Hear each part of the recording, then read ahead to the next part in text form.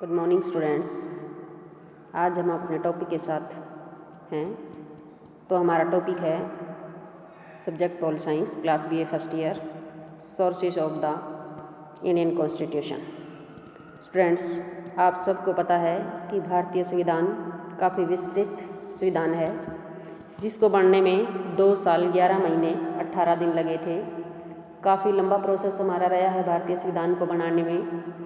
तो भारतीय संविधान को बनाने में जो योगदान रहा है वो विभिन्न स्रोतों का भी रहा है, और किसी भी देश का संविधान जो है विशुद्ध रूप से मौलिक नहीं हो सकता, क्योंकि संविधान निर्माता संविधान का निर्माण करते समय अन्य देशों की शासन प्रणालियों, लिखित विविध प्रलेखों, रीति रिवाजों, परंपराओं और ऐतिहासिक अनुभव आदि से अवश्य प्रभावित होते हैं।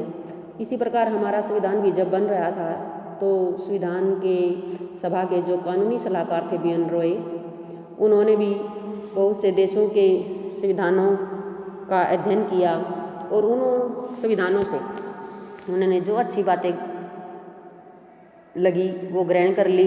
इस प्रकार हमारे संविधान के जो स्रोत हैं वो काफ़ी विस्तृत हैं, जिनको हमने 2 भागों में बांटा है, 2 श्रेणियों में विभाजित किया है: जन्म संबंधी स्रोत और विकासवादी स्रोत। जन्म संबंधी स्रोत वे होते हैं जिन्होंने संविधान के निर्माण पर प्रभाव डाला, जिससे हमारे संविधान के निर्माताओं ने कई सिद्धांत और नियम ग्रहण करके भारतीय संविधान में सम्मिलित किए थे। जन्म संबंधी स्रोत भारतीय संविधान के निर्माण से पहले ही विद्यमान थे, और जो दूसरा है विकासवादी स्रोत, ऐसे तथ्यों की संज्ञा है जिन तथ्यों ने भारतीय संविधान के विकास में महत्वपूर्ण योगदान दिया है तथा जो वर्तमान समय में भारतीय संविधान के महत्वपूर्ण स्रोत स्वीकृत किए जाते हैं। ऐसे विकासवादी तथ्य अथवा स्रोत संविधान के लागू होने के पश्चात अस्तित्व में आए थे। तो इस प्रकार हमारे संविधान के जो स्रोत हैं उनको 2 भागों में बांटा है: जन्म संबंधी स्रोत और विकासवादी स्रोत। जन्म संबंधी स्रोत में जो सबसे हमारा पहला पॉइंट है वो 1935 का भारत सरकार अधिनियम है। जब तक हमारे देश का संविधान नहीं बना था तब तक हमारे देश का जो संविधान है 1935 के एक्ट के अनुसार ही चलाया जा रहा था। ये जो संविधान जो है ये 1935 के एक्ट के अनुसार ही हमें तब तक गाइडलाइन मिलती रही जब तक कि हमारा खुद का संविधान नहीं बना। हमारे जो संविधान है उसके ऊपर जो है सबसे ज़्यादा प्रभाव 1935 के एक्ट का है, क्योंकि हमने 1935 के एक्ट के अधिनियम के अंदर जो बातें अंकित की गई थी उन्होंने एज इट इज़ या थोड़ा बहुत चेंज करके उसको हमने अपने भारतीय संविधान में भी उन बातों को सम्मिलित कर लिया है। तो 1935 के एक्ट के अधीन जो सबसे महत्वपूर्ण बातें थी हमारी महत्वपूर्ण, वो हमारे यहाँ देश में शक्तियों का बंटवारा किया गया है: संघ सूची, राज्य सूची और समवर्ती सूची। ये 1935 के एक्ट में थी और अब हमारे देश के वर्तमान संविधान में भी हैं।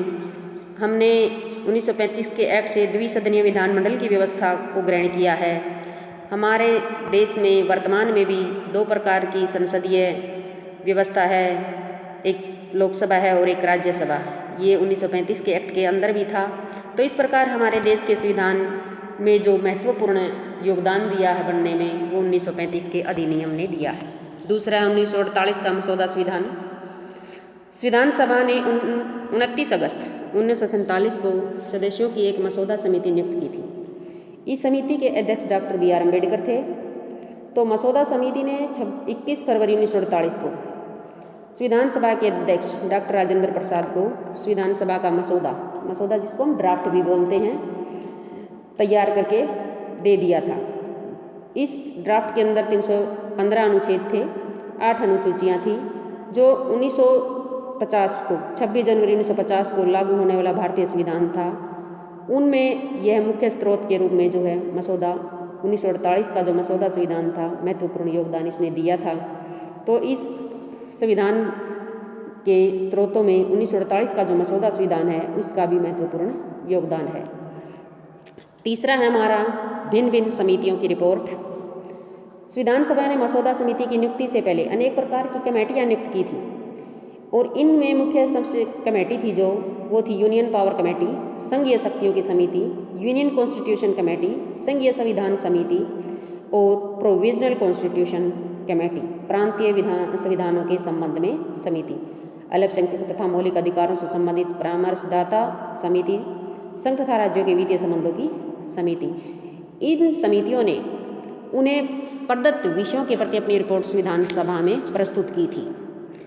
संविधान सभा के अनेक उपबंध का आधार ये रिपोर्ट हैं जो विभिन्न समितियों द्वारा प्रस्तुत की गई थी। तो इस प्रकार हमारे भारतीय संविधान में इन समितियों ने काफ़ी योगदान दिया है, क्योंकि इन्हीं के रिपोर्ट के आधार पर हमारे संविधान में अनेक उपबंधों को शामिल किया गया है। उसके बाद नेक्स्ट है हमारा 1928 की नेहरू रिपोर्ट। स्वतंत्रता से पहले 28 फरवरी 1928 को भारतीय राजनीतिक दलों का एक संयुक्त अधिवेशन दिल्ली में हुआ था। इस सम्मेलन का उद्देश्य एक ऐसे भारतीय संविधान का निर्माण करना था जो भारत के विभिन्न दलों और वर्गों को स्वीकार हो। इस सम्मेलन में 8 सदस्यों की एक समिति बनाई गई थी, जिसके अध्यक्ष पंडित मोतीलाल नेहरू थे। इस समिति द्वारा प्रस्तुत की गई रिपोर्ट को नेहरू रिपोर्ट भी कहा जाता है। नेहरू रिपोर्ट में कुछ ऐसी बातों की सिफारिश की गई थी जो भारतीय संविधान की मुख्य विशेषताएं थी। नेहरू की ऐसी मुख्य सिफारिशों में सबसे ज़्यादा है भारत में संघ सरकार की स्थापना की जाए, जो सेंट्रल गवर्नमेंट हमारे यहाँ बनती है, वो नेहरू रिपोर्ट में ही हमने ये जो 1928 की है उसके अंदर अंकित किया था। और इसमें जो सेंट्रल गवर्नमेंट हमारी काफ़ी मजबूत बनानी है, सेंट्रल गवर्नमेंट केंद्र सरकार को शक्तिशाली बनाना है, ये एजेंडा भी उसी ने पेश किया था। भारत में जो 1909 में सांप्रदायिक निर्वाचन प्रणाली लागू की गई थी, उसको ख़त्म करके इन्होंने 1928 की नेहरू रिपोर्ट में संयुक्त निर्वाचन प्रणाली की सिफारिश की थी। भारत को एक धर्मनिरपेक्ष राज्य बनाने की सिफारिश की थी। इस प्रकार जो हमारी 1928 की नेहरू रिपोर्ट है, उसने भी भारतीय संविधान के निर्माण में काफ़ी योगदान दिया है। इस प्रकार ये भी हमारा एक मुख्य स्रोत है। फिर है अगला नेक्स्ट, अन्य देशों की संवैधानिक प्रणालियाँ। संविधान सभा द्वारा नियुक्त की गई जो ड्राफ्टिंग कमेटी थी, उसके सदस्यों ने विश्व के विभिन्न देशों की संवैधानिक प्रणालियों का अध्ययन किया। संविधान सभा के संवैधानिक परामर्शदाता BN रॉय ने अनेक देशों का भ्रमण करने के व्यक्तिगत तौर पर वहाँ की संवैधानिक प्रणालियों का अध्ययन किया था। उन्होंने लगभग 60 देशों का संविधानों का अध्ययन किया, 60 देशों के संविधानों का। इस अध्ययन के आधार पर भी उन्होंने संविधान सभा को अपनी रिपोर्ट प्रस्तुत की, जिस पर मसौदा समिति के सदस्यों ने पूर्ण विचार विमर्श किया। संविधान निर्माताओं ने अन्य देशों की शासन प्रणालियों से अच्छे सिद्धांतों और संस्थाओं प्रणाली और इससे संबद्ध परंपराएं हमारे संविधान में ग्रहण की गई हैं। तो अनेक देशों की जो संवैधानिक प्रणालियां हैं, उनको भी हमारे देश के संविधान के स्रोत में काफ़ी योगदान दिया है और उनसे हमने जो बातें अच्छे ग्रहण करने योग्य मिली वो ग्रहण भी की हैं। जैसे संयुक्त राज्य अमेरिका से हमने मौलिक अधिकार लिए, सर्वोच्च न्यायपालिका की कार्यप्रणाली ली। इस प्रकार हमने नीति निर्देशक सिद्धांत जो है आयरलैंड के संविधान से लिए। संघात्मक हमारा जो संगठन है वो कनाडा के संविधान से है।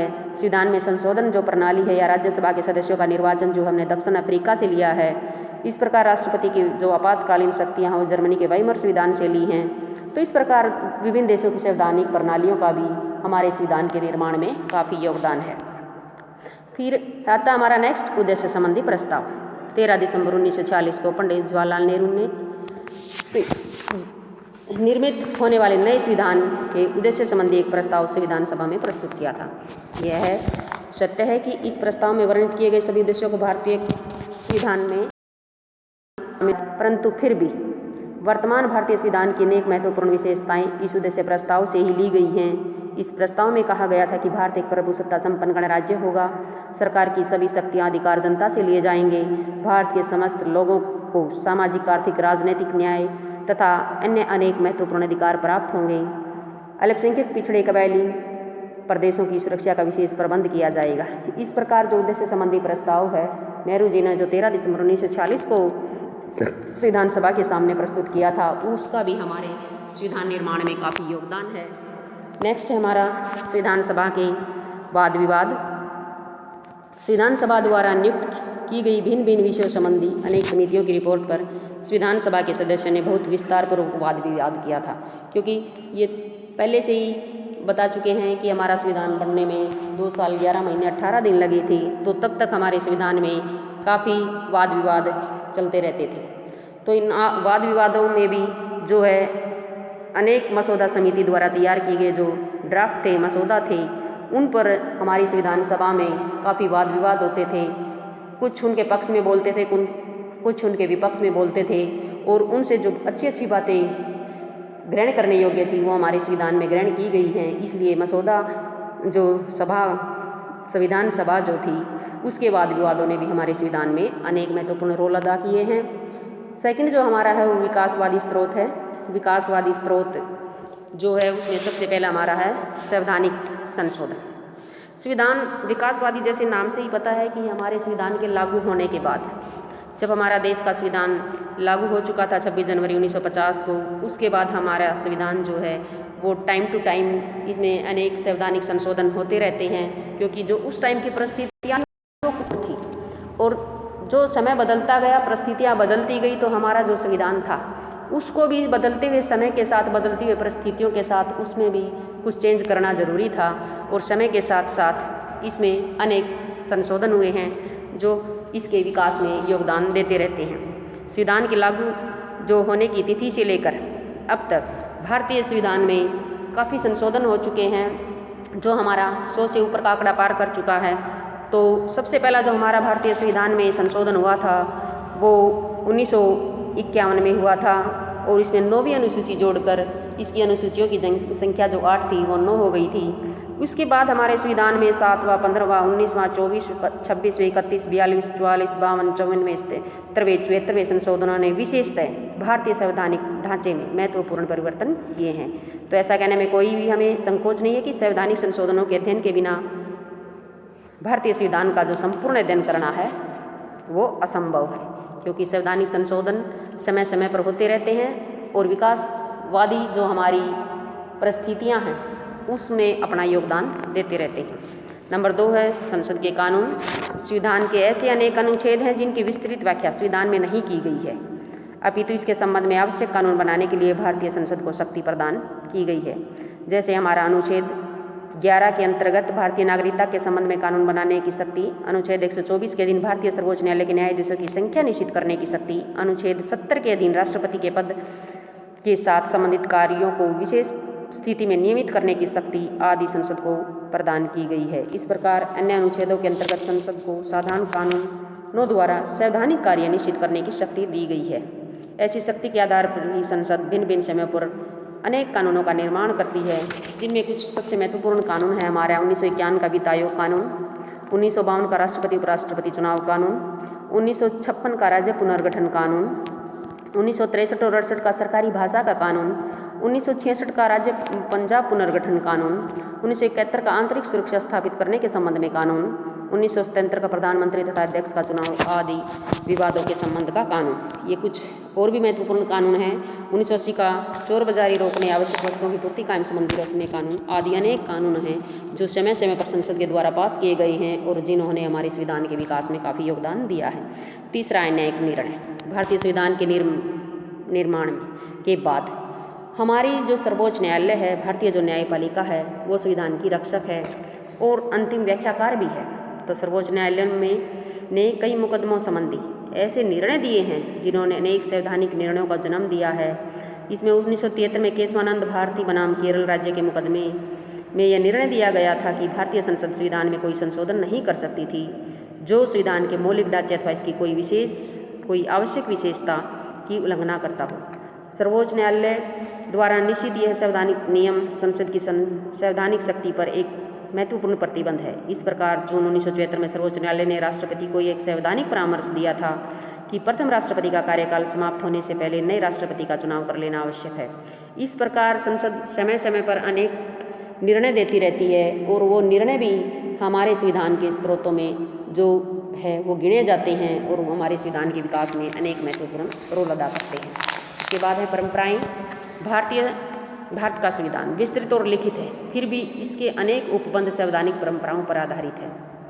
भारत का संविधान एक महत्वपूर्ण विषय संबंधी कोई स्पष्ट व्याख्या नहीं करता। इस कारण भारतीय संविधान प्रणाली में अनेक परंपराएं स्थापित हो चुकी हैं, जैसे कि संविधान के अनुच्छेद 74 में मंत्री परिषद का वर्णन किया गया, परंतु वास्तव में मंत्री परिषद नहीं, मंत्रिमंडल एक शक्तिशाली संस्था है जो वास्तविक अर्थों में देश के प्रशासन का संचालन करती है। और संविधान में कहीं भी जो है मंत्रिमंडल शब्द का विस्तृत उल्लेख नहीं करते, लेकिन उसके बावजूद भी हमारे जो मंत्रिमंडल है वो वास्तविक एक शक्तिशाली संस्था है जो वास्तविक अर्थों में देश का शासन चलाती है। और इसी प्रकार मंत्रिमंडल की संख्या जो है वो परंपरा पर ही आधारित है। जो जैसी सरकार होती है बहुमत लेके आती है वो अपनी इच्छा से, हालांकि एक संशोधन 2001 में पास हो गया है अधिनियम कि हमारे जो मंत्रिमंडल की जो संख्या होगी वो टोटल संख्या का 15% से ज़्यादा नहीं होगी। लेकिन पहले क्या होता था, प्रधानमंत्री और उसकी मंत्रियों की नियुक्ति ये सब जो है उनकी खुद की इच्छा पे डिपेंड करता था। वो बहुत ज़्यादा मंत्री बना देते थे और हमारे देश की जो वित्तीय स्थिति है उस पर उसका काफ़ी इफेक्ट पड़ता था। तो अब थोड़ा बहुत हमारे यहाँ कंट्रोल किया गया संवैधानिक संशोधन के द्वारा। जो संवैधानिक संशोधन का 91वां है जो 2001 में पारित किया गया था, उसके अनुसार अब हमारे यहाँ टोटल संख्या का केवल 15% ही जो है वो मंत्री बनते हैं। अब है लास्ट संवैधानिक विशेषज्ञों के विचार।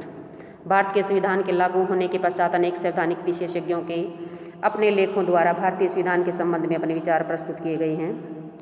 यद्यपि इन संवैधानिक विशेषज्ञों के विचारों को कोई संवैधानिक मान्यता नहीं है, फिर भी उच्च कोटि के विद्वानों के विचारों को आंखों से ओझल नहीं किया जा सकता, उनको नज़रअंदाज नहीं कर सकते हम। इस कारण विधायक कानून बनाते समय तथा न्यायालय संवैधानिक अभियोगों का निर्णय करते समय संवैधानिक विशेषज्ञों के विचारों का सम्मान करते हैं। और इन विशेषज्ञों में सबसे मेन रचना जो है वो constitutional development in India, some characteristics of constitution of India, the republic of India, constitutional government of India, M.V. Pali की है ये, the constitution of India V.N. Shukla की है, commentary on the constitution of India ये D.D. Vasu की है। तो इस प्रकार ये काफ़ी महत्वपूर्ण विचारक हुए हैं हमारे संवैधानिक विशेषज्ञ जो हुए हैं। इनके विचारों को भी हम संविधान के विकास में काफ़ी जो है योगदान इनका मानते हैं। तो ये इस प्रकार हमने आज जन्म संबंधी स्रोत और विकासवादी स्रोतों का जो है यहाँ उल्लेख किया है। तो इस प्रकार हम कह सकते हैं कि अन्य देशों के संविधानों की भांति भारतीय संविधान भी विशुद्ध रूप से मौलिक नहीं है, अपितु इसके भिन्न भिन्न उपबंध विभिन्न स्रोतों से लिए गए हैं। अन्य देशों के संविधानों से संविधान निर्माताओं ने अनेक सिद्धांतों तथा संस्थाओं को लेकर भारतीय परिस्थितियों के अनुसार उनमें संशोधन करके अपने संविधान में अंकित किया है। तो भारतीय संविधान का जो वर्तमान रूप है इसके निर्माण में संवैधानिक संशोधनों, न्यायिक निर्णयों, परंपराओं, संसद के कानूनों आदि ने महत्वपूर्ण भाग डाला है। ये हमारा जो टॉपिक था आज का, sources of the Indian constitution, भारतीय संविधान के स्रोत, पूरा कंप्लीट हो गया है। ये हमारा जो क्वेश्चन है वो 16 नंबर का आएगा, उसके हिसाब से आपने इसको तैयार करना है। तो नेक्स्ट वीडियो में नेक्स्ट टॉपिक के साथ आपसे फिर मिलते हैं, तब तक के लिए धन्यवाद।